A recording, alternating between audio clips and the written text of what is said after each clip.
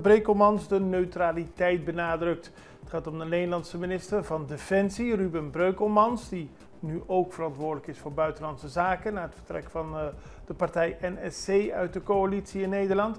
Maar hij heeft gereageerd op vragen van 3 leden van D66 over de mobilisatie in Venezuela en de veiligheidsontwikkelingen nabij Curaçao, Aruba en Bonaire.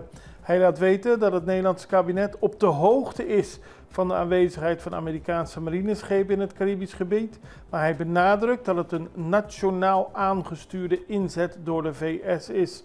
Het Koninkrijk is niet bij de inzet betrokken en hij legt uit dat volgens Amerikaanse media de marineschepen worden ingezet voor intensivering van drugsbestrijdingsoperaties.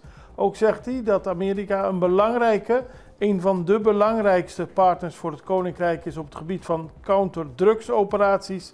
Maar ja, nogmaals, de hele inzet van de marineschepen is aangestuurd door de VS. Het Koninkrijk is er niet bij betrokken. Aldus de minister in reactie op vragen